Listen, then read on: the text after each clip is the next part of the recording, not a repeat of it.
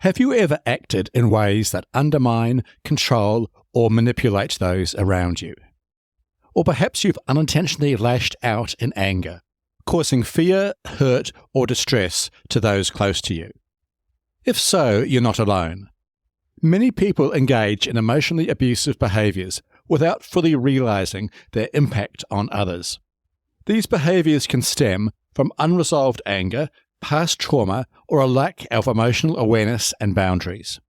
Inevitably, though, emotionally abusive actions are extremely damaging to others, often leading to a cycle of abuse and broken relationships.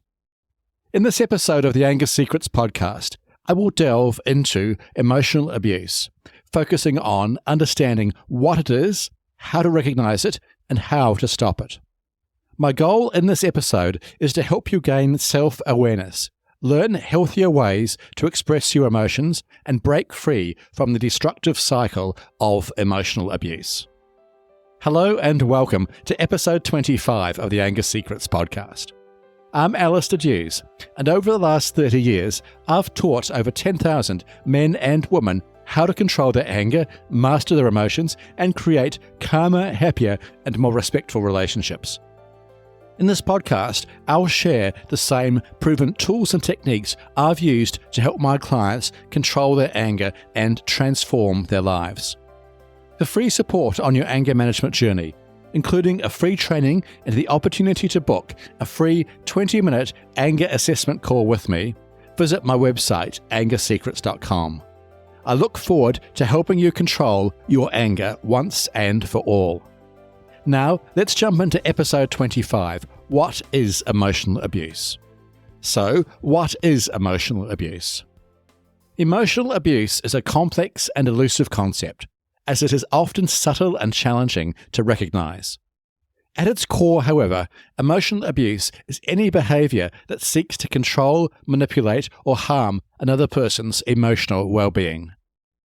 In relationships, emotional abuse can take many forms, such as verbal insults, threats, excessive criticism, belittling or mocking, gaslighting, silent treatment, or isolating someone from their friends or family.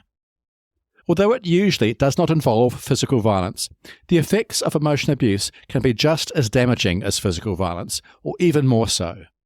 The scars of emotional abuse are deep and long-lasting, often leading to responses of fear, anxiety, depression, low self-esteem, and even post-traumatic stress disorder in people experiencing emotional abuse. So how do you recognize that you are engaging in emotional abuse, and what can you do if you are? When I work with clients, I teach a number of steps to help people recognize and stop emotionally abusive behavior. These include: Step 1. Practice self-awareness. In this step, it is important to recognize when your emotions are running high and be aware of the potential for emotionally abusive behavior. Are you feeling frustrated or angry? If so, use the tools I have discussed in previous podcast episodes to de-escalate the situation before it gets out of control. Step 2. Understand what emotional abuse is. It is essential to understand the most common examples of emotional abuse so that you can recognize when it's happening and take action to stop it. As I have mentioned, some common examples of emotional abuse in relationships include verbal insults, threats, excessive criticism, belittling or mocking, gaslighting, silent treatment, or isolating your partner from their friends or family. If you have engaged in any of these behaviors, it is essential to stop immediately and choose healthier ways to express your emotions. Step 3. Understand the effects of emotional abuse. One common aspect of emotional abuse is that examples of emotional abuse do not occur in isolation. In emotionally abusive relationships, it is common for the person subject to emotional abuse to be subject to many types of emotional abuse over time.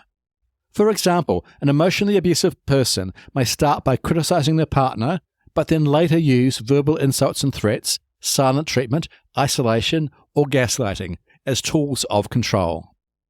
How does it feel to be subject to these types of emotional abuse? To help my clients answer this question, I ask them how they would feel if they were on the receiving end of these behaviors. especially over a long time. The answer they give me almost always is that this would feel awful. They would feel fear, low self-esteem, despair, anger or depression, as well as many other unpleasant emotions. Understanding the effects of emotional abuse is essential to changing it. It is easy to think that individual examples of emotional abuse, such as insulting your partner or stonewalling them, are no big deal and do not have a big effect. But the truth is the opposite. Small examples of emotional abuse, built up over time, have a huge impact on the person subject to them. Step 4. Think about the effects of emotional abuse on your children. For many people, the most powerful motivation to change their angry, abusive, or violent actions is when they see the effects of these actions on their children. Emotional abuse greatly impacts children, even if it is not directed at them. A child in an emotionally abusive home lives in fear, anxiety, and confusion. They do not understand why their parent behaves in such a way or who to turn to for help. The effects of emotional abuse on children are long-lasting and have far-reaching consequences. I know, for instance, that many people listening to this podcast will have experienced emotional abuse as a child. If this is you, it is important to seek professional help to break the intergenerational cycle of abuse and violence. Step 5. Make a commitment to change. The final step in stopping emotional abuse is to commit to change. In this step, it is essential to recognize the triggers of your emotional abuse and commit to using healthier ways of expressing your emotions. You will likely need to seek professional help to do this, but the good news is that change is possible. With a commitment to understanding yourself and your emotions, taking responsibility for how you express your feelings, and seeking help if needed, creating happy, healthy, and loving relationships free from the damaging effects of emotional abuse is possible. Remember, if you'd like my help on your journey to emotional freedom, check out the Anger Secrets website or contact me directly.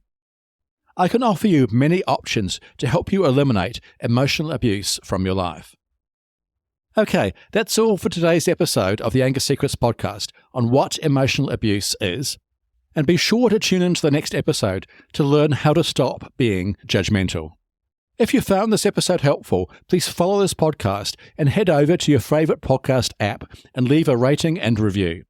This will help other people struggling with anger find and benefit from this show. Remember, for free support on your anger management journey, including free training and the opportunity to book a free 20-minute anger assessment call with me, visit my website, angersecrets.com. I look forward to helping you control your anger once and for all. And finally, remember, you can't control other people, but you can control yourself. I'll see you in the next episode. Take care. The Anger Secrets podcast is for general informational purposes only, and does not constitute the practice of counseling, psychotherapy, or any other professional health service. No therapeutic relationship is implied or created by this podcast. If you have mental health concerns of any type, please seek out the help of a local mental health professional.